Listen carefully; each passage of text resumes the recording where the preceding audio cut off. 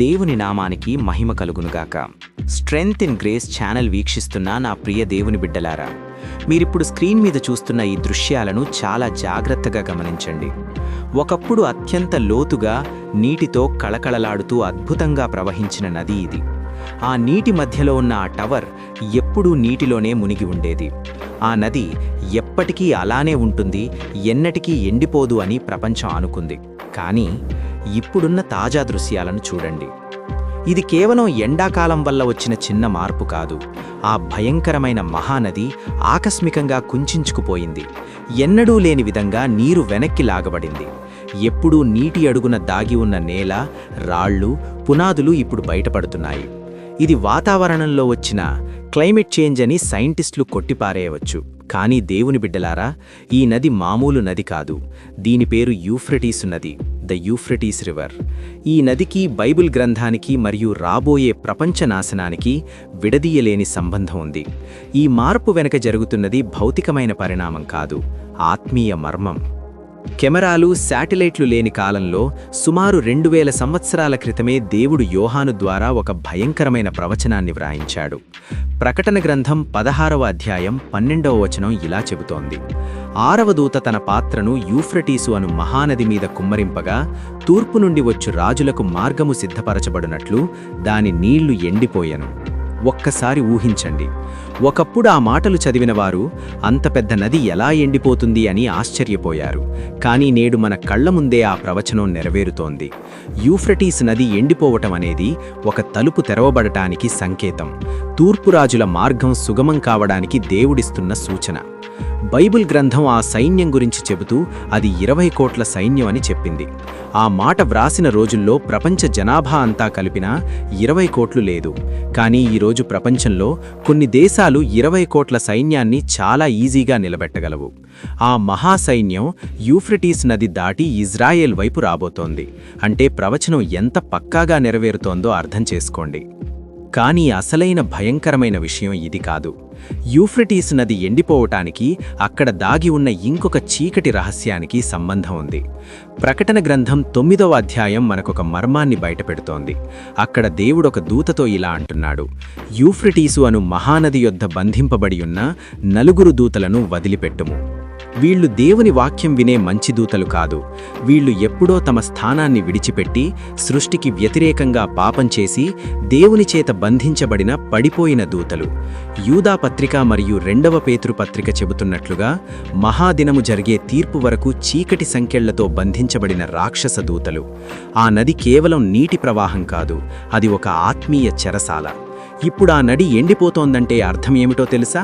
ఆ బంధించబడిన చీకటి శక్తులు వదిలిపెట్టబడే సమయం దగ్గర పడింది. బైబిల్ చెబుతోంది, వారొక గడియ, ఒక దినం, ఒక నెల, ఒక సంవత్సరం కొరకు సిద్ధపరచబడ్డారు. అంటే ఇది ఏదో అనుకోకుండా జరిగేది కాదు, దేవుని టైం టేబుల్ ప్రకారం పక్కాగా జరగబోయే తీర్పు. ఆ 4 పడిపోయిన దూతలు వదిలిపెట్టబడినప్పుడు ఏం జరుగుతుందో తెలుసా? ప్రపంచ జనాభాలో ఏకంగా 3వ వంతు నాశనమైపోతారు.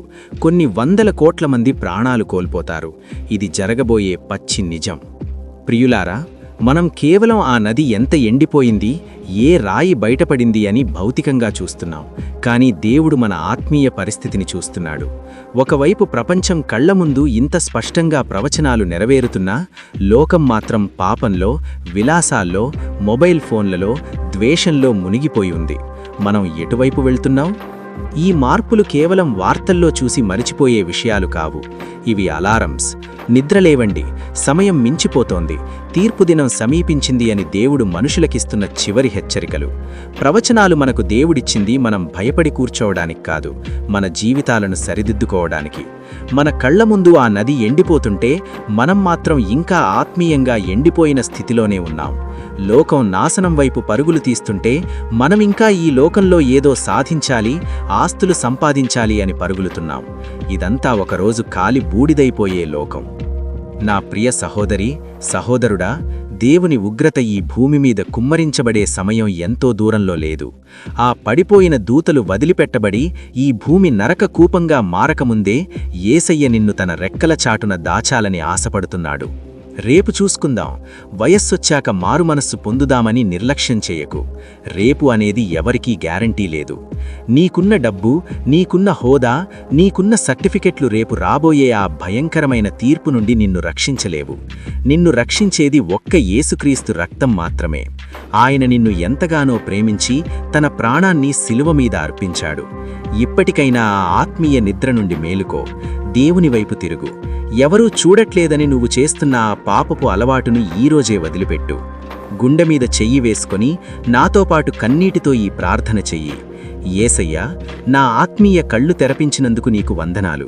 ఈ లోకం తీర్పునకు సిద్ధంగా ఉందని నాకు అర్థమైంది. నన్ను క్షమించు నాయనా. ఈ లోకమాయలో పడి నా ఆత్మను పాడు చేసుకున్నాను. రాబోయే ఉగ్రత నుండి, చీకటి శక్తుల నుండి నన్ను, నా కుటుంబాన్ని రక్షించు. నా పాపాలను నీ పవిత్ర రక్తంతో కడుగు. నీ రాకడ కొరకు నన్ను సిద్ధపరచు. ఆమేన్. నా ప్రియమైన దేవుని బిడ్డలారా, ఈ వాక్యం ద్వారా దేవుడు మీతో మాట్లాడితే, ప్రవచనాలు నెరవేరుతున్న ఈ దినాల్లో క్రీస్తు కోసమే బ్రతుకుతాను అని మీరు తీర్మానించుకుంటే కమెంట్స్లో యేసయ్యా, నేను సిద్ధంగా ఉన్నాను అని టైప్ చేయండి. ఆకాశమందున్న దేవుడు మీ విశ్వాసాన్ని చూసి తన రాకడ కొరకు మిమ్మల్ని సిద్ధపరచునుగాక. God bless you.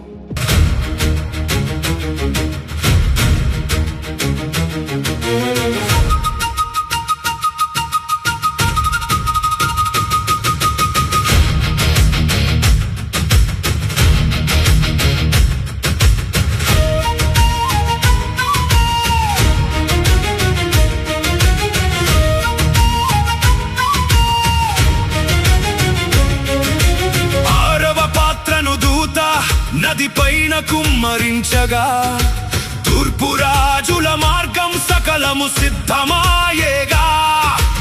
20 కోట్ల సైన్యం కదిలి రాబోతుంటే, చరిత్ర చూడని నాశనం ముంచుకొస్తుంటే, ఇంకా భ్రమలో బ్రతుకుతావా? ఆత్మీయ నిద్రలో మునిగిపోతావా?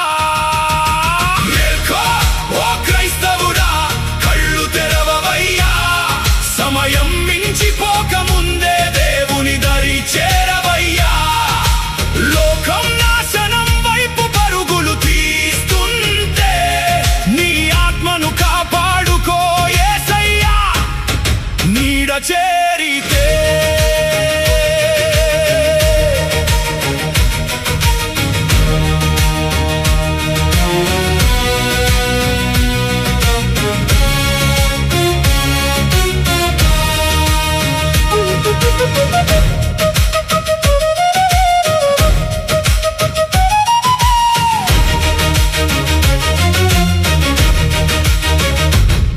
నది అడుగున దాగిన చీకటి శక్తులు బంధించబడి ఉన్న పడిపోయిన దూతలు సంకెళ్ళు తెంచుకొని రాబోచున్నారు. 3వ వంతు జనమును సంహరించనున్నారు. ఒక దినము, ఒక గడియకై ఆగిన తీర్పు ఇది. దేవుని టైం టేబుల్లో తప్పని ప్రవచనం ఇది. భౌతిక మార్పు కాదిది, దేవుని ఆత్మీయ హెచ్చరిక. నిన్ను కాపాడేది డబ్బు కాదు, క్రీస్తు రక్తమే. ఇక పాపపు అలవాట్లు ఈ రోజే వదిలిపెట్టు. రక్షణ ఓడలోని అడుగు ముందుకు పెట్టు. మేల్కో ఓ క్రైస్తవుడా, కళ్ళు తెరవవయ్యా. సమయం మించిపోకముందే దేవుని దరి చేరవయ్యా. లోకం నాశనం వైపు పరుగులు తీస్తుంటే, నీ ఆత్మను కాపాడుకో యేసయ్యా. నీడ చేరితే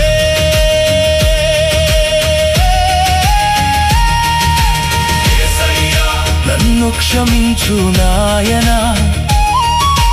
లోకమాయలో పడి దూరమయ్యాను నాయనా. నీ పవిత్ర రక్తముతో నన్ను కడుగు. రాబోయే ఉగ్రత నుండి నన్ను రక్షించు. strength in grace. It's all about Jesus.